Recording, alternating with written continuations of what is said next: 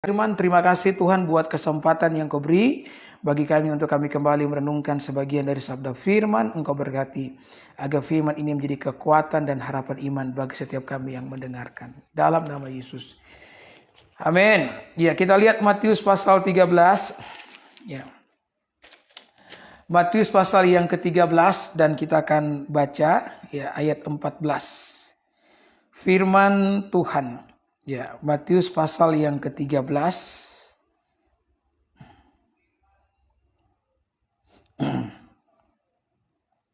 ayat yang saya lihat dulu ya.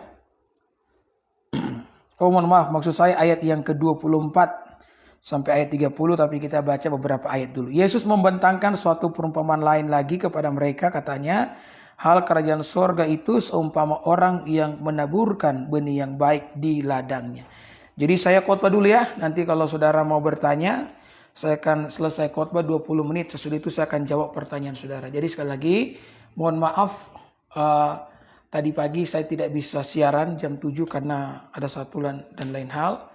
Sehingga saya bisa siaran di jam 7 malam. Biasanya kalau di hari Minggu jam 7 pagi. Oke, jadi Alkitab mengatakan hal kerajaan sorga itu sama seperti seorang yang menabur di ladang. Dan yang ditabur itu adalah benih yang baik. Jadi perlu kita mengingat bahwa Allah itu selalu menabur benih yang baik dalam kehidupan manusia. Allah tidak pernah menabur sesuatu yang tidak baik. Karena kalau kita baca dalam Yakobus pasal 1 ayat 17, di sana dikonfirmasi dengan sangat jelas bahwa setiap pemberian yang baik dan anugerah yang sempurna itu datang dari Bapa segala terang atau datang dari atas. Ya, jadi setiap pemberian yang baik, anugerah yang sempurna itu datang dari Tuhan. Jadi Tuhan tidak pernah memberikan sesuatu yang tidak baik, sesuatu yang buruk kepada kita. Bahkan hal ini dikonfirmasi oleh Tuhan Yesus ketika dia hidup di dalam dunia. Dia menyampaikan sebuah pengajaran. Dia berkata bahwa Bapa atau Allah itu disebut Bapa yang baik. Ya, jadi ya Yesus memperkenalkan bahwa Allah itu Bapa yang baik. Saya teringat dengan lelucon yang disampaikan oleh mendiang Gus Dur ya. Dia bercelote saja ya, dia berlucu-lucu saja. Dia berkata bahwa katanya agama yang paling dekat dengan Tuhannya itu agama Kristen. Ya, itu lelucon dari Pak Gus Dur, saudara. Dia katakan kalau orang Buddha itu panggil Tuhannya Om, Santi Santi Om. Jadi Om katanya kita ini keponakan, jadi jauh. Ya, itu celote ya dari Pak Gus Dur. Bahkan Pak Gus Dur mengatakan kalau di Islam sendiri kalau panggil Tuhan itu pakai toa katanya. Ya. Jadi jauh ya. Tapi kalau dalam Kristen dia bilang bahwa Tuhannya orang Kristen dipanggil dengan istilah Bapa. Maka sangat dekat. Nah bahkan Yesus saudara-saudara jauh lebih dari itu. Dia katakan bahwa Tuhan itu bukan cuma sekedar Bapa. Dia adalah Bapa yang baik. Amin. Yesus mengatakan kalau Bapa di dunia saja tahu memberikan pemberian yang baik, apalagi Bapamu yang di sorga. Dia tidak akan pernah memberikan ular dan kalajengking kepada mereka yang minta ikan dan roti, karena betapa baiknya Tuhan itu. Jadi kita perlu mengimani, kita perlu mempercayai bahwa Allah itu baik. Yang setuju dengan saya, tolong ketik amin. Haleluya, puji Tuhan. Nah kemudian muncullah pertanyaan klasik itu. Orang-orang seringkali bertanya, pendeta kalau Allah itu baik, kenapa di dalam dunia ini penuh dengan penderitaan? Kenapa saya menderita? Katanya Allah itu baik. Nah ini pertanyaan klasik yang sering ditanyakan. Jadi saya jawab ya. Saudara, penderitaan yang terjadi tidak pernah membuktikan bahwa Allah itu tidak baik atau tidak pernah membuktikan bahwa Allah itu tidak ada. Karena ada orang juga mengatakan bahwa adanya penderitaan dalam hidup membuktikan bahwa Allah itu tidak ada. Ya, kalau kita membaca Alkitab, sebenarnya penderitaan itu terjadi karena manusia itu memilih hidup di dalam dosa. Perlu kita perhatikan bahwa dosa di mata Tuhan itu sesuatu yang serius, Bapak Ibu. Dosa sangat serius di mata Allah. Karena Alkitab mengatakan kita perlu kudus. Sebab Allah itu adalah kudus. Ya. Kalau kita melihat fenomena yang ada sekarang, sepertinya dosa menjadi sesuatu yang biasa kan. Bahkan dosa menjadi sesuatu yang tren. Sekarang anak muda itu pacaran sudah berhubungan seks, saudara. Hubungan suami istri. Dan bagi mereka itu wajar. Kalau ada anak muda yang pacaran dan tidak hubungan seks, maka mereka akan dianggap sebagai anak muda yang ketinggalan zaman. Seolah-olah dosa itu keren. Saya mengingatkan saudara, sejak semula ketika Tuhan menciptakan manusia dan menempatkan manusia di Taman Eden, di sana telah ditunjukkan bahwa di mata Tuhan dosa itu serius. Maka ada penekanan yang diberikan kepada kita, kuduslah kamu sebab aku kudus. Ketika saya menyampaikan kebenaran ini, saya berharap bahwa saudara memiliki sebuah kerinduan dalam hatimu untuk menyenangkan Tuhan. Dengan cara apa, pendeta? Kita hidup di dalam kekudusan. Emangnya bisa Pak Pendeta di zaman sekarang hidup dalam kekudusan? Tidak ada yang mustahil bagi Tuhan. Amin. Kadang-kadang kan kalau kita dalam pergumulan, kita berharap Tuhan tolong kita. Gampang sekali kita berucap, tidak ada yang mustahil bagi Tuhan. Sebenarnya saudara-saudara, kita pun harus berucap hal yang sama ketika kita mau hidup dalam kebenaran. Karena bagi Tuhan tidak ada yang mustahil ketika dia bahkan menolong saudara dalam kesusahan. Atau bahkan ketika dia menolong saudara untuk hidup dalam kekudusan. Jangan saudara pilih-pilih. Ya, tidak ada yang mustahil bagi Tuhan. Bukan hanya ketika dia berurusan dengan pergumulan yang besar. Masalah yang besar yang kau alami. Tidak ada yang mustahil bagi Tuhan juga ketika dia berurusan, ketika kita mau hidup dalam kebenaran. Ya, di zaman sekarang Tuhan tidak pernah memanggil mereka yang mampu, tapi Tuhan memampukan mereka yang terpanggil. Tuhan tidak pernah mencari Bapak Ibu mereka yang mampu, karena tidak ada yang mampu di antara kita. Tapi Tuhan akan selalu memampukan mereka yang mencari, yang merindukan untuk hidup di dalam kekudusan. Ada berkat-berkat luar biasa yang akan dilimpahkan bagi mereka yang mau hidup di dalam kebenaran, hidup dalam kekudusan, dan hidup dalam takut akan Tuhan. Sebelum Yosua memimpin perang, ya, orang Israel melawan Filistin, Yosua berkata, kuduskanlah dirimu hari ini karena besok Allah akan melakukan perkara-perkara yang besar. Jadi kalau saudara rindu Allah melakukan pekerjaan yang besar dalam hidup saudara, dalam masa depan saudara, kalau ada anak muda yang mendengarkan saya menyampaikan firman Tuhan, hiduplah di dalam kekudusan. Agar saudara dipakai oleh Tuhan. Yang setuju dengan saya, yang mengimani, katakan amin. Saudara, dosa adalah pelanggaran terhadap hukum Allah. Dan pelanggaran pertama yang terjadi di Taman Eden adalah ketika manusia memilih untuk memakan buah terlarang. Ya. Jadi perintah Tuhan itu jelas, jika kamu makan buah tersebut kamu mati. Ya, saudara, ayat ini pernah dipelintir oleh Ustadz Felix Xiao. Saya berani menyebutkan nama beliau ini di dalam live saya karena ini ada YouTube-nya. Ya. Beliau mengatakan bahwa dia menuduh bahwa Alkitab itu palsu karena dia mengatakan ada ayat Alkitab mengatakan kalau kamu makan buah terlarang ini kamu mati. Lalu kenapa ketika Adam dan Hawa makan buah terlarang Adam dan Hawa tidak mati? Berarti Alkitab itu bohong. Nah, ini adalah tuduhan-tuduhan dari mereka yang sebenarnya tidak baca Alkitab. Ya. Kalau tidak salah Ustadz Felix Xiao itu kan dari Kristen ya, kemudian pindah agama. Saudara, makanya saya seringkali mengingatkan ya, khususnya buat orang Kristen nih.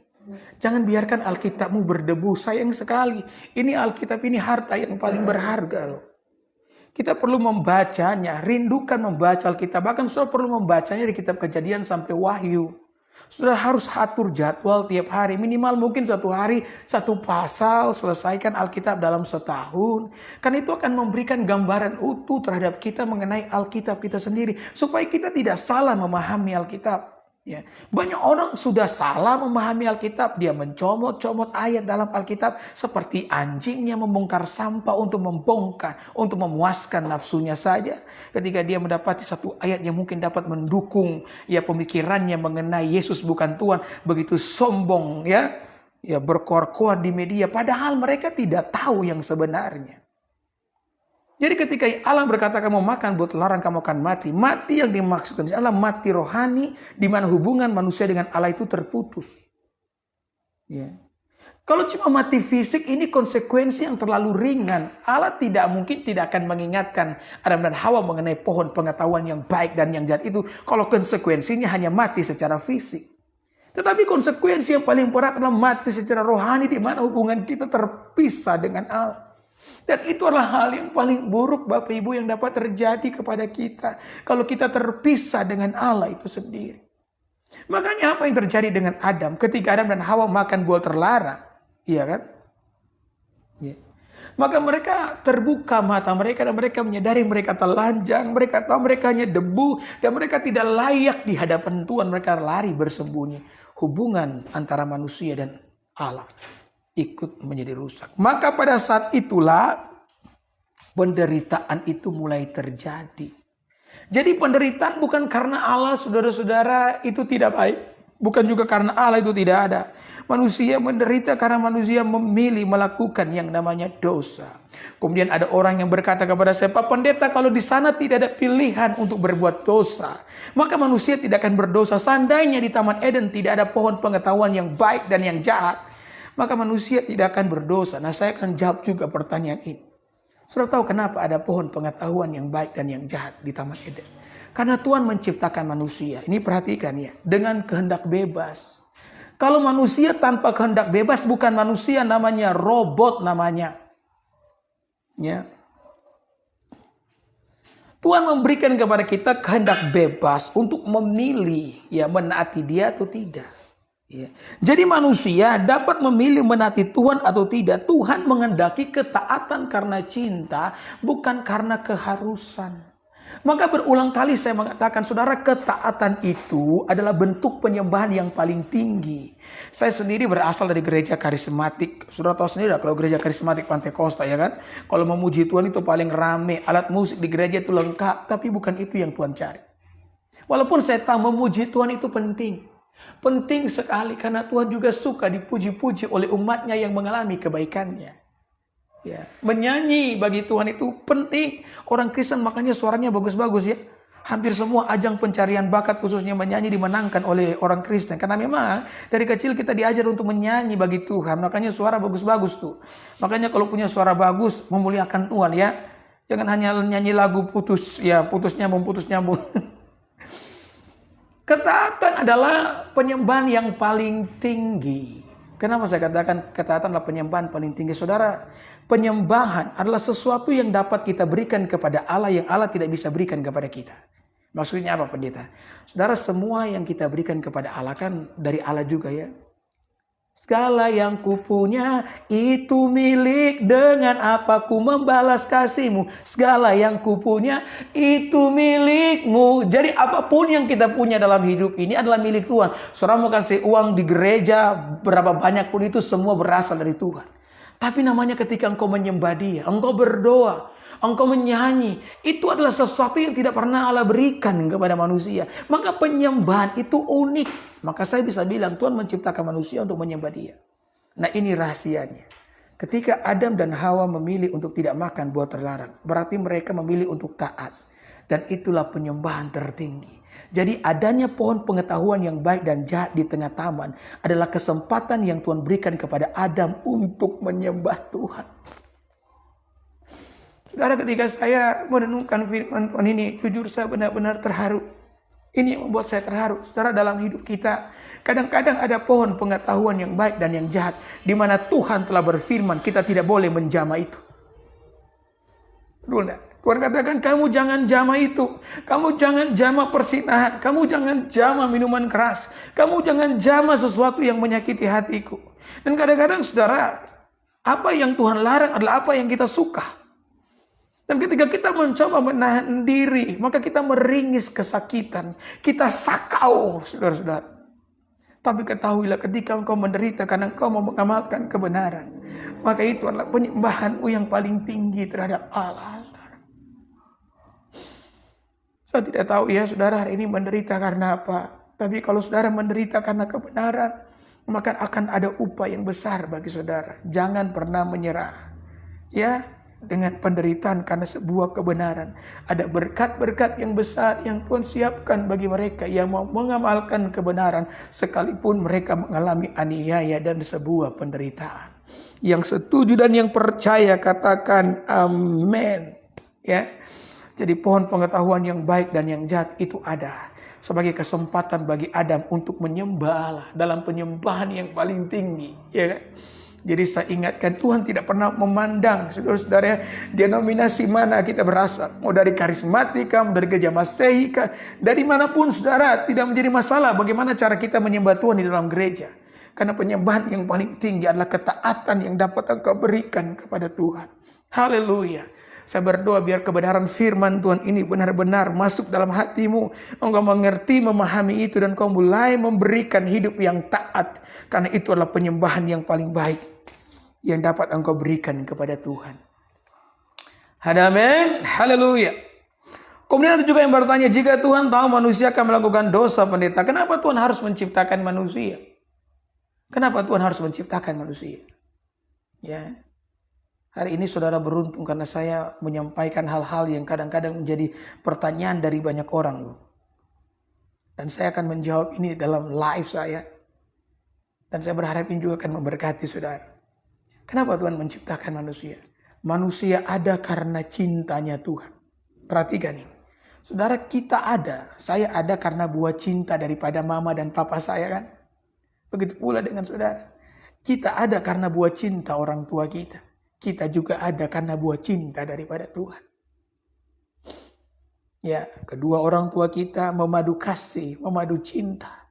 Karena cinta mereka, maka hadirlah kita. Sama juga Allah mengasihi manusia. Sehingga kita pun ada di dalam dunia. Orang berkata, tapi kan Pak Pendeta, pada akhirnya manusia harus menderita karena diciptakan oleh Tuhan. Seandainya Tuhan tidak pernah menciptakan manusia, maka manusia tidak akan pernah menderita di dalam dunia. Maka saya menjawab, saudara, betul. Kalau misalkan ketika Allah menciptakan manusia, kemudian manusia bikin dosa, dan pada akhirnya Tuhan menghukum manusia, dan pada akhirnya manusia menderita, dan hanya manusia yang menderita, maka saya akan bergabung dengan orang-orang yang menuduh Allah itu tidak baik. Saya akan sangat setuju dengan mereka. Tapi pada kenyataannya, bukan cuma kita yang menderita. Tuhan jauh lebih menderita. Yohanes 3 ayat 16, karena begitu besar kasih Allah akan dunia ini, Dia memberikan anaknya yang tunggal untuk mati di kayu salib. Allah juga telah mengambil penderitaan itu. Kalau seandainya Allah cuma ongkang-ongkang kaki di surga, kemudian melihat manusia meringis dalam penderitaan karena dosa yang kita tabur, maka saya juga bisa berkata bahwa Tuhan itu tidak baik. Tetapi pada kenyataannya kita mengatakan Tuhan telah menyatakan kasih-Nya. Dia juga telah ikut menderita. Itulah sebabnya kenapa saya mengasihi Yesus dan beriman berakar kuat di dalam kekristenan. Karena saya tahu bahwa Tuhanku juga telah menderita. Kalau Allah tidak menderita, saudara-saudara, maka kita bisa bilang Allah itu juga tidak baik. Puji Tuhan, Dia mengambil bagian penderitaan yang paling berat, bahkan yang tak dapat kita pikul. Karena kasih-Nya, karena cintanya kepada setiap kita. Ya, Dia harus bertanggung jawab dengan apa yang telah Dia lakukan ketika menciptakan manusia. Allah harus bertanggung jawab karena Dia telah menciptakan manusia yang pada akhirnya menderita. Dan bentuk tanggung jawab daripada Allah ketika Dia menebus kita di atas kayu salib. Saudara, ini adalah pemikiran yang begitu luar biasa. Kenapa saya bilang luar biasa? Malaikat berdosa dibuang oleh Allah. Tapi ketika kita berdosa, ditebus oleh Allah.